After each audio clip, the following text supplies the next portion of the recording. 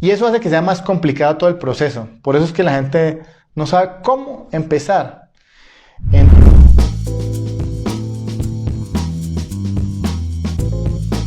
Vamos con el tema de hoy.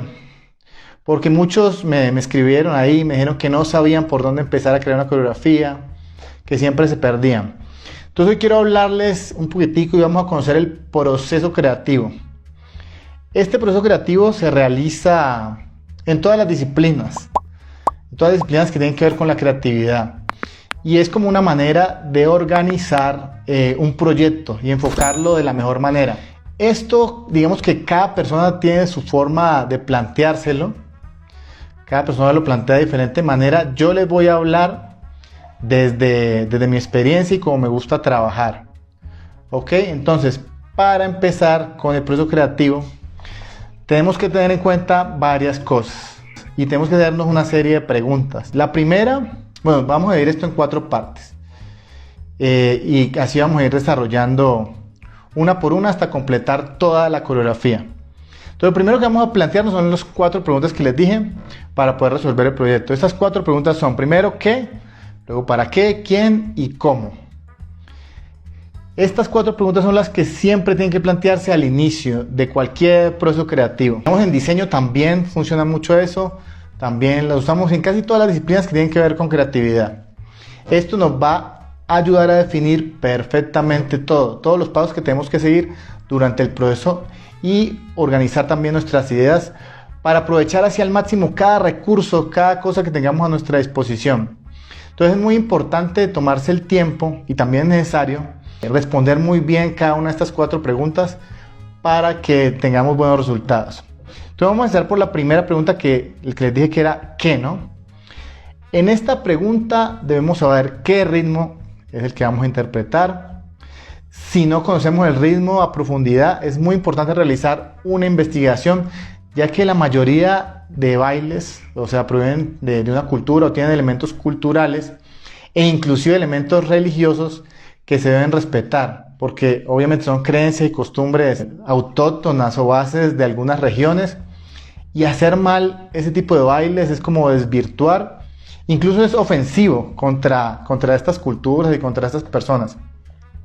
Entonces ahí tenemos también que definir qué tiempo vamos a usar, porque hay ritmos que tienen un tiempo musical donde van los acentos fuertes de los pasos, otros están en otro tiempo. Entonces es muy importante definir esto desde el principio. Por ejemplo, en la salsa tengo que definir si voy a hacer on one, on two, y mantener siempre ese tiempo. Incluso que si quiero crear una pieza coreográfica o algo novedoso y romper con lo típico, siempre hay que conocer como los principios fundamentales de cada baile. En cuanto al tiempo musical, también dependiendo del ritmo musical, decido en qué tiempo es correcto bailar o cómo interpreto mejor ese ritmo. Y por último, también aquí en el qué, debo saber qué pasos o movimientos básicos tiene ese ritmo. Es muy importante el uso, siempre les digo, el uso de los pasos básicos, no hay que tenerles miedo, son muy importantes, porque son la base, son los que dan la esencia a cada estilo o a cada género musical. Y yo sé que a veces nos puede parecer que va a ser nuestra rutina un poco aburrida, que no va a ser tan atractiva, pero unos pocos pasos básicos bien ejecutados hacen que el ritmo tenga la esencia, que le dé una idea al público y al espectador de qué va a ir la coreografía. Entonces ya tenemos el qué, ¿no? Ya respondimos qué ritmo es, qué tiempo puedo usar y qué estilo voy a usar. Entonces más o menos serían esas respuestas en el qué. La segunda pregunta es el ¿para qué? Entonces en segundo momento vamos a responder ¿para qué es nuestra coreografía? Entonces aquí definimos digamos que el tipo de coreografía o el tipo de trabajo. Si es una coreografía para competencia, entonces aquí ya tenemos que basarnos en el reglamento, leer a profundidad todo el reglamento para no infringir las normas de la competencia, también tener muy en cuenta los ítems que se van a calificar, ya que obviamente eso va a ser lo que define el resultado, ¿no? Si no tenemos en cuenta los ítems, difícilmente vamos a hacer una rutina, una coreografía que se ajuste a lo que busca esa competencia. Por ejemplo, aquí también si es para un espectáculo con concepto o con línea de creación, entonces tengo que tener en cuenta el guión de esa obra, que en ese documento es donde nos vamos a dar cuenta de todos los detalles de la obra. En el guión siempre que vamos a hacer un tipo de coreografía que es para una obra o algo que tiene un concepto, hay que solicitar ese guión al director general de la obra. O en el caso de que no exista el guión, entonces debemos crear uno para poder tener claro todo y que no se nos escape ningún detalle. Porque gracias al guión podemos saber el mensaje de la obra. Entonces con eso ya creamos la estructura de la obra, qué sucede en cada escena, cuáles son los personajes, dónde tenemos que poner el foco de la coreografía, qué pasa en cada baile de la obra, quiénes interpretan a los personajes principales, secundarios, quiénes van a ser solo cuerpo de baile. Entonces así sabemos quién va a tener el protagonismo y le damos su rol a cada bailarín durante la coreografía. Además de esto, si es una historia que se desarrolla, digamos, en una época o en un lugar específico, podemos realizar una investigación de las costumbres, de la forma de moverse de esas personas, y también incluso nos da ideas sobre el tipo de vestuario que tenemos que usar. Eso es súper importante, y encontrar los movimientos adecuados para ese tipo de vestuario que vamos a usar.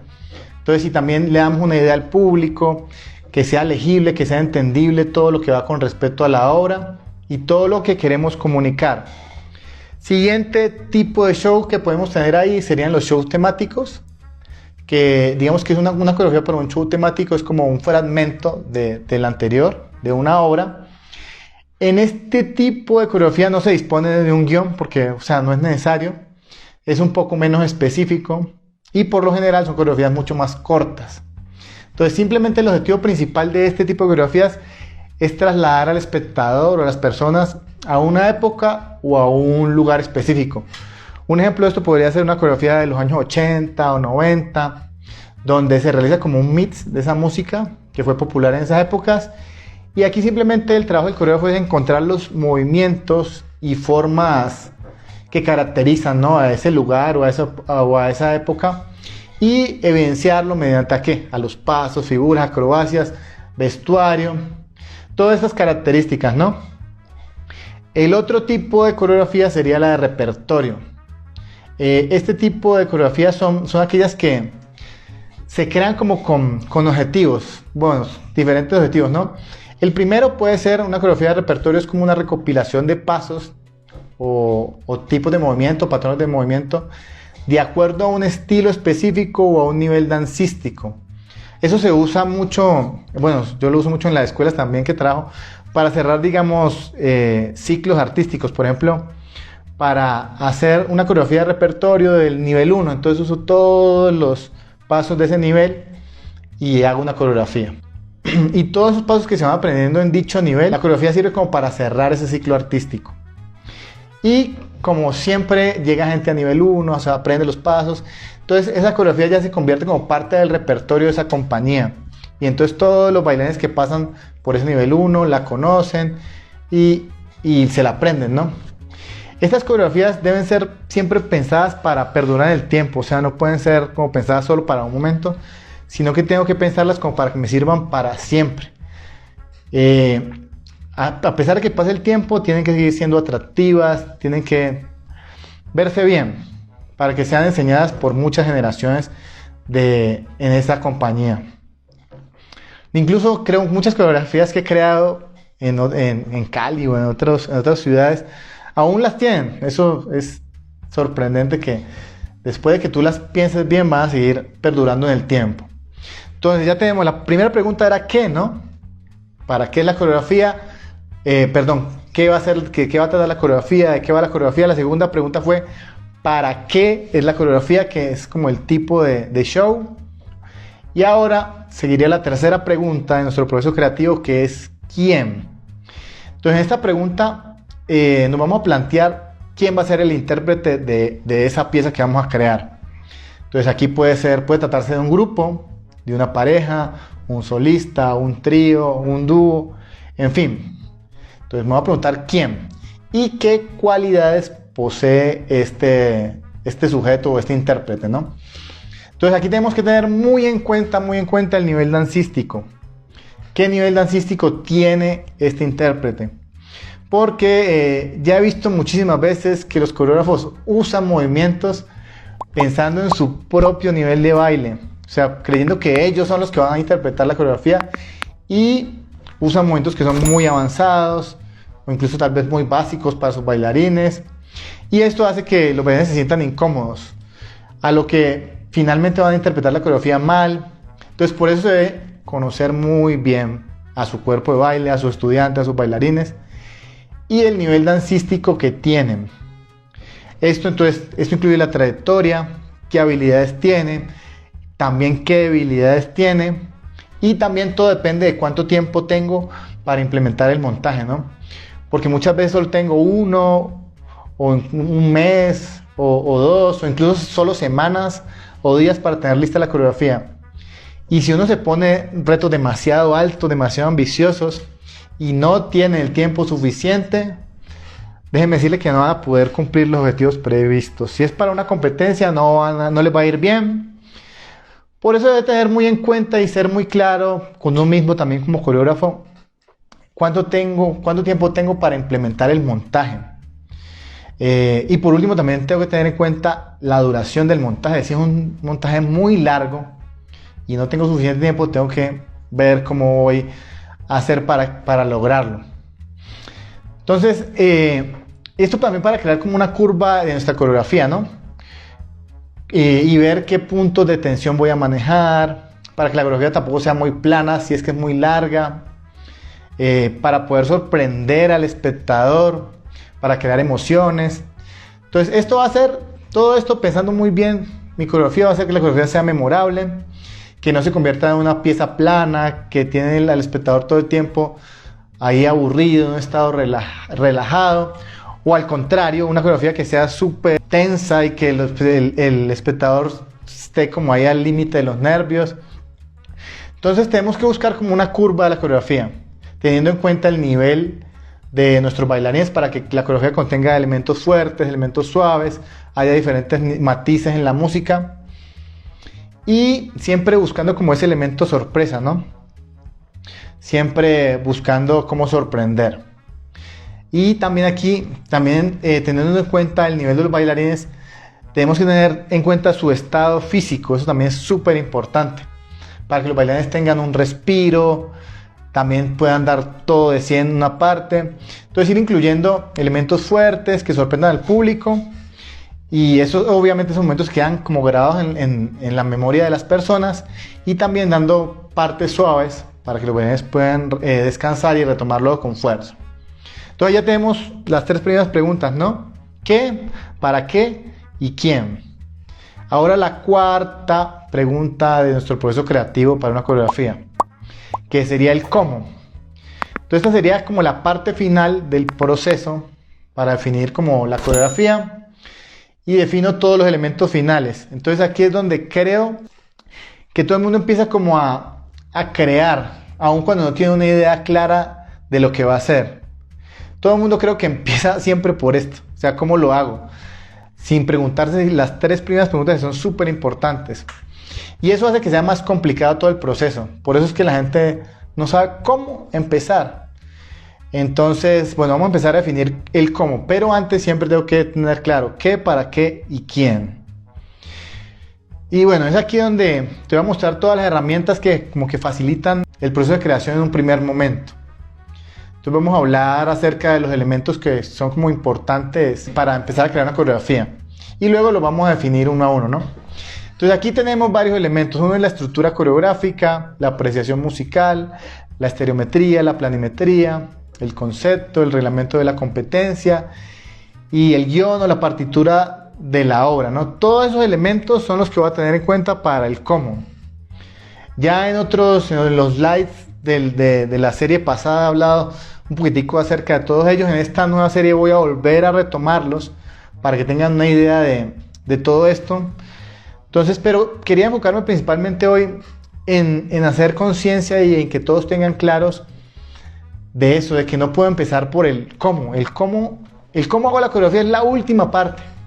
O sea, si no sé qué voy a hacer, si no me planteo qué estilo, qué tiempo, qué música voy a empezar a desarrollar, Si no sé para qué es, porque muchas veces la gente empieza a hacer la coreografía sin siquiera decir, bueno, esto es para una competencia, entonces voy a leer el reglamento de arriba abajo. Esto es para una obra, tengo que tener muy en cuenta la obra, los personajes, la estructura, todo. Entonces, si me planteo bien el qué y luego el para qué, entonces ya voy bien. Entonces, por ahí es donde tengo que comenzar. Después de eso, el quién.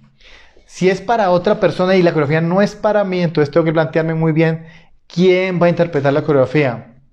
Conocer a mis bailarines, darme el tiempo de estudiar también a la competencia, qué habilidades tienen la competencia, qué habilidades tienen, cómo puedo hacer un mejor trabajo que ellos, conocer a mis bailarines, qué habilidades tienen, qué debilidades tienen para esconderlas. Entonces todo eso, en esas 3 primeras preguntas, armo casi toda la base de mi coreografía y voy a tener claro. Para cuando llegue al cómo, que ya es la parte de práctica y un poquitico aplicar la teoría, ya voy a tener claro qué hacer y también voy a tener claro qué no puedo hacer. Porque si hago cosas que mis bailarines no pueden o les cuesta trabajo, la voy a cagar. Porque unas veces dicen, no, pero es que si les sale. No. Tengo que tener muy claro qué no pueden hacer y también tener muy claro el tiempo que tengo para implementar la coreografía. Si tengo tiempo para desarrollar nuevas habilidades, mejor, ¿no? Si no, entonces mejor voy a la fija.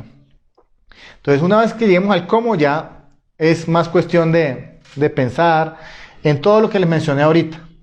En la estructura coreográfica, apreciación musical, la estereometría, la planimetría, tener claro el concepto o el reglamento de la competencia, el guión y todo eso, ¿no? Si ustedes conocen a alguien que le pueda servir esta información, consideran que tiene valor, te pido que comparta este conocimiento para que así más personas puedan tenerlo.